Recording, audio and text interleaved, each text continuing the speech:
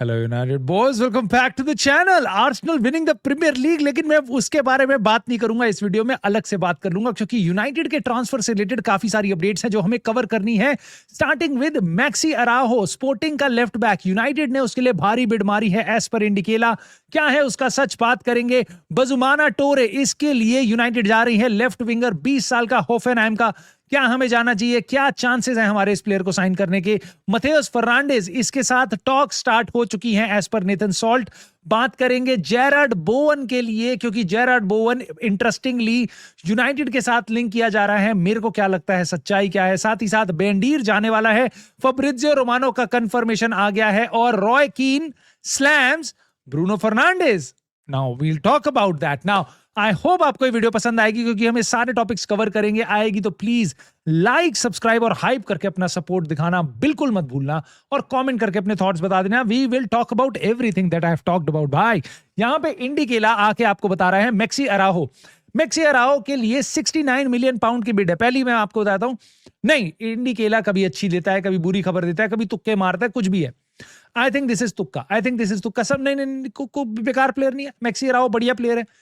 26 साल का है, 26 साल का है। क्या उसके लिए 70 मिलियन पाउंड की यूनाइटेड बिड मारेगी?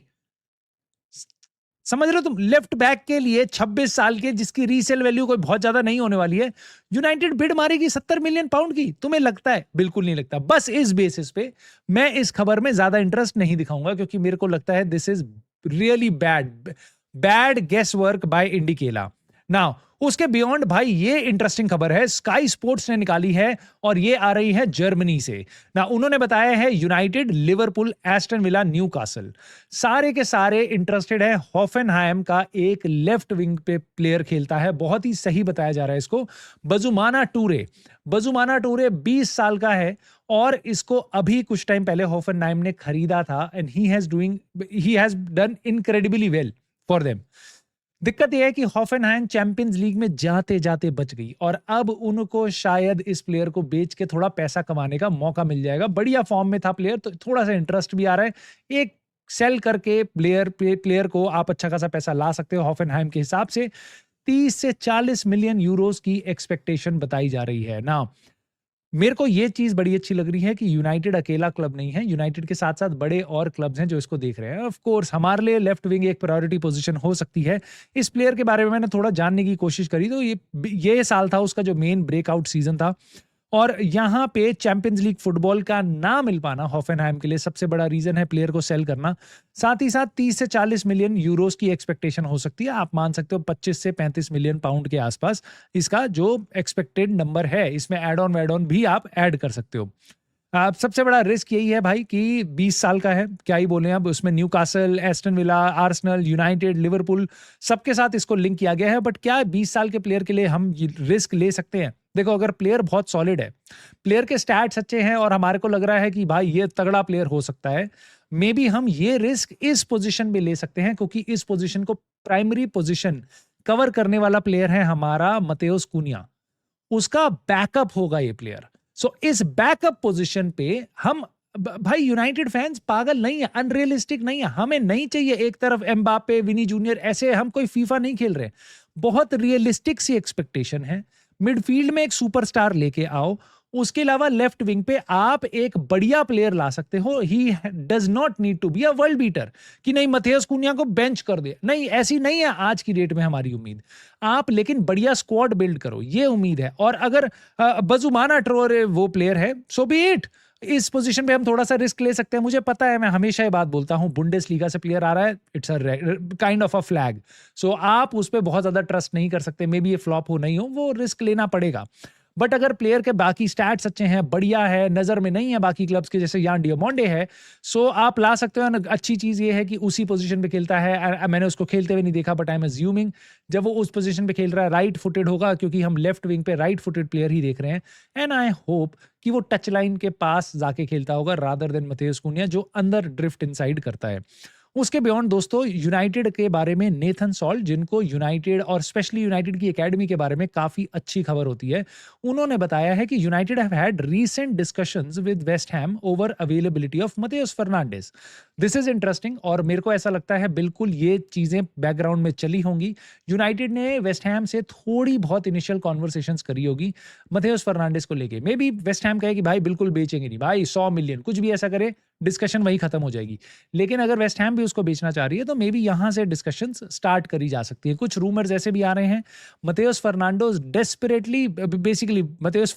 Desperately wants to come to United, मतलब उसकी चॉइस का क्लब इस टाइम पे मैनचेस्टर यूनाइटेड है। हालांकि और खबरें ये भी आ रही हैं कि आर्सेनल और पीएसजी जैसी टीम है, दोनों चैंपियंस लीग फाइनल में है भाई, सो दोनों की दोनों टीमें इस प्लेयर को देख रही है। तो अगर यूनाइटेड ने ऑलरेडी बातें स्टार्ट कर दी हैं वेस्ट हैम के साथ, so I think that is a very good positive. I just hope ये ट्रू हो, नेथन सॉल्ट ने जो बताया है। और उन्होंने ये भी बताया है, यहाँ पे मेरे को थोड़ा सा अजीब सा लगा जो उन्होंने लाइन बोली है, सुनना ध्यान से, कि United are working with a budget of 150 million pound, that's okay midfield के लिए।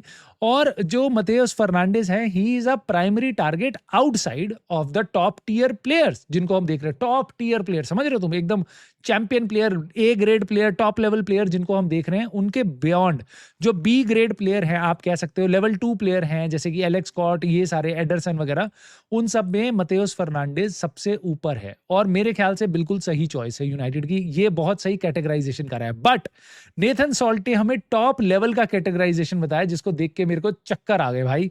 वो बता रहे हैं टॉप टियर पिक जो है यूनाइटेड की, उनके बियॉन्ड मतेउस फर्नांडिस बहुत बड़ा नाम है। जो टॉप टियर में नाम लिए ना उन्होंने, एलियट एंडरसन, शुआमेनी और कार्लस बलेबा। क्या ही बोलूं मैं, आगे ही बढ़ जाता हूं, इसके आगे मैं मेरे मुंह से कुछ निकल जाए।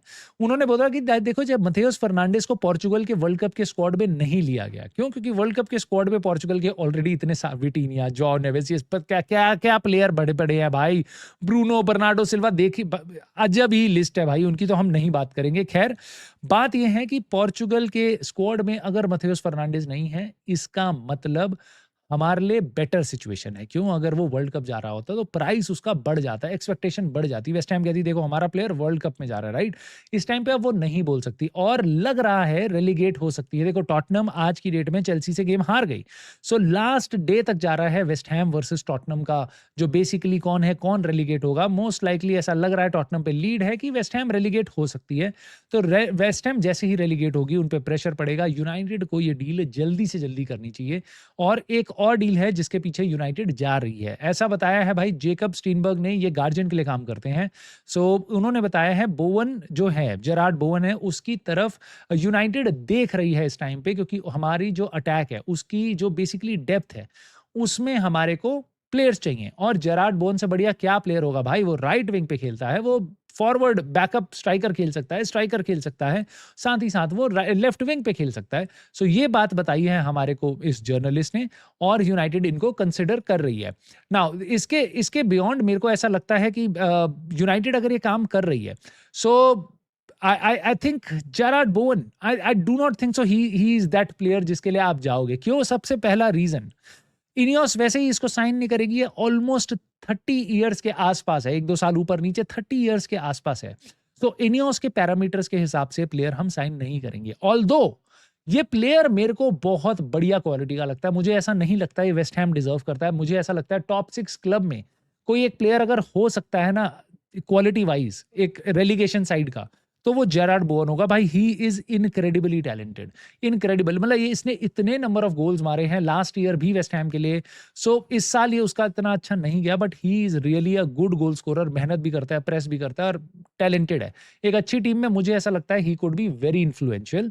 सो यूनाइटेड लेकिन इसके लिए नहीं जाएगी बिकॉज ऑफ द एज, और मुझे नहीं लगता कि ये लेफ्ट विंग पे सूट करेगा, क्योंकि ये वेस्ट हैम के लिए भी राइट विंग पे खेलता है। और अगर ये बैकअप स्ट्राइकर खेलता भी है, मान लो सेस्को की जगह हम इसको लेके आते हैं, मेरी जो थ्योरी है मैं बार बार आपको बोलता हूँ, देखो खिलाने के लिए, जुगाड़ के लिए हम ब्रायन एम्बूमो को भी वहां डाल देते हैं, और मे बी मेसन माउंट को, मथेउस कुनिया, किसी को भी स्ट्राइकर खिलाया जा सकता है।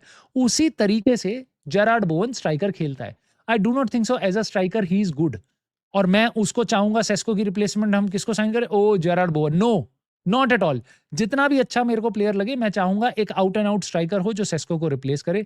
सो ये प्रोफाइल इसका जो है वो हमारे को सूट नहीं करता, प्लस एज का पैरामीटर है जिसके कारण इनियोस आगे बढ़ेगी नहीं। जो इनियोस इस चीज में आगे बढ़ सकती है क्योंकि फब्रिज़ो रोमानो ने हमारे को बताया है Altay Bayindir can leave Manchester United, this is good. और भाई मैं तुम्हें बता रहा हूँ, जितने यूनाइटेड फैंस हैं जो देखते हैं रेगुलरली यूनाइटेड को, पिछले 2 साल में देखा है, they'll be happy with this news। और इसके भी बड़ी ब्लॉकबस्टर न्यूज अगर जिस दिन मिल जाएगी ओनाना के बारे में तो और खुश होंगे, but this is good, this is like a semifinal victory. Onana would be a final victory, but Bayindir can leave और दिस इज ग्रेट क्योंकि बसीकतास इंटरेस्ट दिखा रही है। डिपेंड करता है उनके जो नए मैनेजर हैं उनके आने के बाद उनकी चॉइस बेंडीर रहेगी या नहीं रहेगी, बट इस टाइम पे बसीकतास बेंडीर में काफी इंटरेस्ट दिखा रही है और इट इज लुकिंग लाइकली कि बेंडीर यहां से चले जाएंगे, which is going to be really good. Now last खबर है भाई आज की कि रॉय कीन ने भाई लताड़ दिया, फोड़ दिया, मार दे मुक्के भाई बातों के ब्रूनो फर्नांडिस के असिस्ट रिकॉर्ड पे। उन्होंने बोला है, देखो कि मेरे को बहुत गुस्सा आ रहा था क्या कि मैंने बार बार देखा कि देखो ब्रूनो फर्नांडिस जैसे बोल रहे हैं कि मैं कितनी बार तो शॉट भी ले सकता था बट मैंने पास कर दिया, क्यों? और क्योंकि इससे पता चल रहा है कि ब्रूनो फर्नांडिस के दिमाग में चले जा रहे हैं, मतलब वो गेम कॉम्प्रोमाइज करने के, यूनाइटेड के गोल्स कॉम्प्रोमाइज करके अपने असिस्ट की तरफ जा रहे हैं। ये इस तरीके का इंडिकेशन आ रहा है ब्रूनो फर्नांडिस की बात से जब उन्होंने ये वाली बात बोली है। और ये बात अगर मैं सुनूं, बस स्टैंड अलोन ये बात सुनूं, तो यस मैं बिल्कुल समझ सकता हूं रॉय कीन को गुस्सा आएगा। एक ऐसा प्लेयर जिसने हमेशा से हद से ज्यादा स्टैंडर्ड्स रखे हैं अपने लिए, उन्होंने ऐसी बात बोली है, मैं बिल्कुल मान सकता हूं। और वो आप जानते हो भाई, वो सबको लेके क्रिटिकल होता है। He is that character, maybe this is why we loved him on the pitch and this is why we hate him off the pitch, जब वो बोलते हैं यूनाइटेड के प्लेयर्स के बारे में।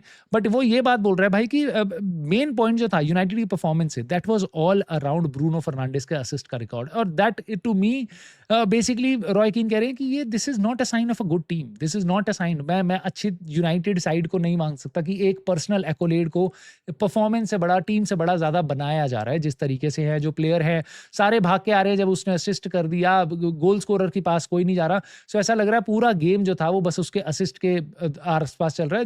दिस शोज यूनाइटेड के स्टैंडर्ड्स का है। इस तरीके का आउटलुक है रॉय कीन का, मैं बिल्कुल समझ सकता हूं। मैं ये नहीं कह रहा कि मैं इस बात से पूरा एग्री करता हूं, मैं समझ सकता हूं रॉय कीन क्या बात कर रहे हैं। ऐसा नहीं है कि वो इलॉजिकल बात कर रहे हैं, उनके बात करने का तरीका बहुत हार्श है, यहां पे मेरे को ये लगता है। But on the other hand Roy कीन की बात को अगर मैं हटा दूं तो मैं ब्रूनो फर्नांडिस को जिस तरीके से देख रहा हूं, मैं ये समझ सकता हूं भाई कि वो जिस तरीके का प्लेयर है, जिस टीम में खेल रहा है और ये असिस्ट दे रहा है, उसके बिना, सानी लामंस के बिना, I do not think so we would have survived relegation honestly. मैं आपको ये भी बता रहा हूं। सो मैं जानता हूं ब्रूनो फर्नांडिस कितना तगड़ा प्लेयर है हमारे लिए, क्या क्या किया उसने इस पूरे सीजन में, किस तरीके से उसने लीड किया है, जहां पे उसके बिना हमारी टीम में बिल्कुल कोई स्पार्क ही नहीं दिखाई देता। सो मैं ऐसी बातें मेरे को अच्छी नहीं लगती। मेरे favourite, one of the best players के बारे में सुनने के लिए, अगर रॉय कीन अपने टाइम पे कैप्टन करेजियस था जिसने टाइटल जीते हैं सर एलेक्स फर्गुसन के अंडर, तो सर एलेक्स फर्गुसन के बाद जो हमने एकदम तूफान झेला है उसमें कैप्टन करेजियस मैं ब्रूनो फर्नांडिस को मानता हूं। सो इसलिए मेरे को ये बातें अच्छी नहीं लग रही, बट मैं ऑन दी अदर हैंड समझ सकता हूं रॉय कीन बात क्या बोल रहे हैं। सो आप अपनी राय दोस्तों इन सारे टॉपिक्स पे बता सकते हो, और भी बहुत सारी वीडियोस आने वाली हैं। आज ही के दिन 2-3 और वीडियोस आ सकती हैं। सो प्लीज सब्सक्राइब करना मत भूलना, लाइक और शेयर और हाइप करके भी सपोर्ट कर सकते हो। And I will see you soon in the very next video.